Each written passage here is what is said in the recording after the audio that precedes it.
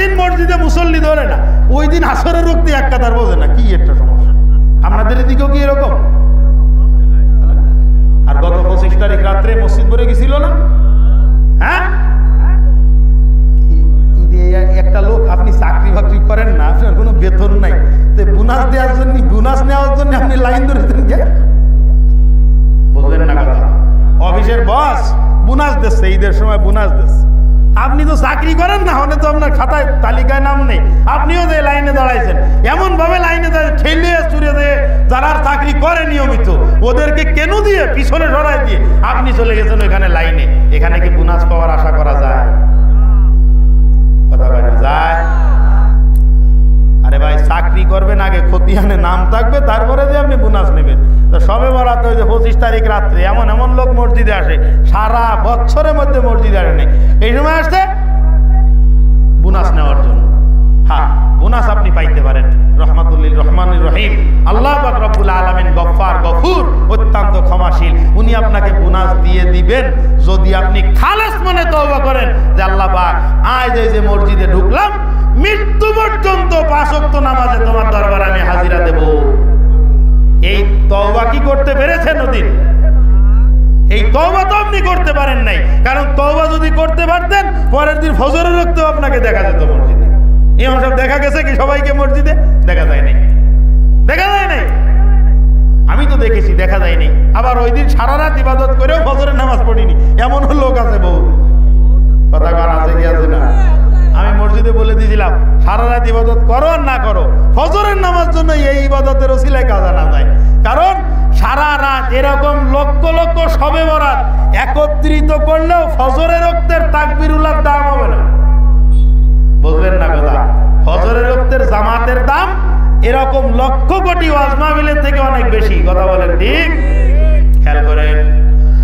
আমি বলতেছিলাম বাদান, পুরুষদের জন্য যেই কথাটা বলতেছিলাম, মান আমিলা সালিহাম মিন যাকারিন আও উনসা, তুমি নেককার হয়ে যাও, ইমানদারের পরে নেককার হও। আর তুমি যে নেককার এটা বোঝা যাবে সর্বপ্রথম হলো 5 ওয়াক্ত নামাজের দ্বারাই। কথা বলেন ঠিক কি ঠিক না?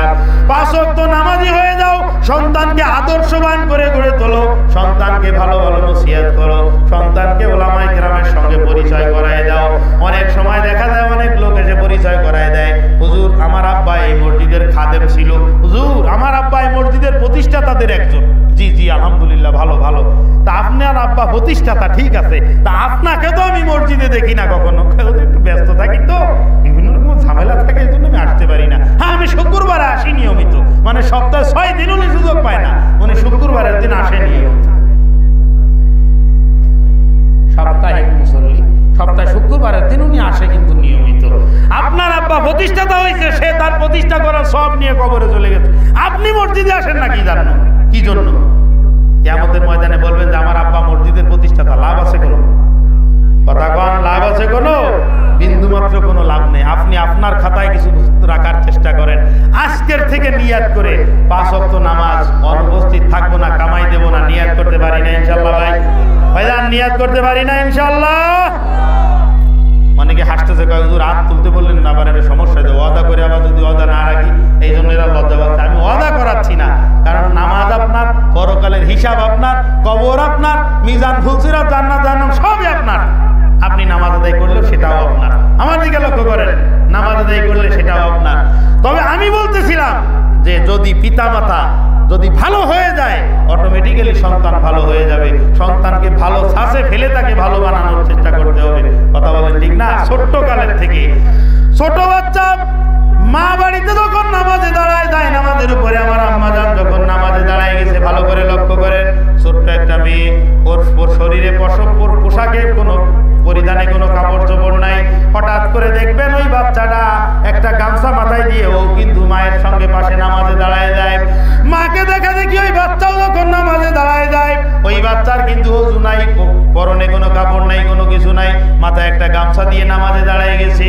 আর সে আজিমের মালিক আল্লাহ পাক রব্বুল আলামিন ডাক দিয়ে বলতেছেন, ও ফেরেশতারা, আমার এই ছোট্ট বান্দি কি করে? ফেরেশতারা বলতেছেন, মাবুদ গো, তোমার এই ছোট্ট বান্দি কিছুই করে না, শুধুমাত্র ওর মার দিকে তাকায়, আর মার যেরকম ঠোঁট নড়ে ওই বাচ্চা ওই রকম মায়ের অনুকরণে ঠোঁট নাড়াইতেছে। আরশের মালিক ডাক দিয়ে বলেন, ও ফেরেশতারা, আমার এই ছোট্ট বান্দির আমলনামার মধ্যে মধ্যে পূর্ণাঙ্গ কবুলিয়াত নামাজের সব লিখে দাও, জোরে বলেন সুবহানাল্লাহ। ফেরেশতারা সব লেখার জন্য খাতা খুলেছে। খাতা খোলার পরে দেখে এই বাচ্চার এখনো অ্যাকাউন্ট খোলা হয় নাই। ব্যাংকে যদি আগের থেকে অ্যাকাউন্ট না থাকে টাকা রাখা যায়? ব্যাংকে অ্যাকাউন্ট নাই, বান্ডিল একটা নিয়ে গেছেন, হ্যাঁ ম্যানেজার সাহেব টাকাটা দেন তো, টাকাটা দেওয়ার একটা জায়গা লাগবে না? ওই অ্যাকাউন্টটা হলো জায়গা। ফেরেশতারা বলতেছে মাবুদ এই বাচ্চার এখনো পর্যন্ত অ্যাকাউন্ট খোলা হয় নাই। আরশে আজিমের মালিক বলতেছে তাহলে এক কাজ কর, এই বাচ্চার যে কবুলিয়াত নামাজের সওয়াব আছে এই সওয়াবটা ওর আব্বা আম্মার অ্যাকাউন্টে ট্রান্সফার করে দাও।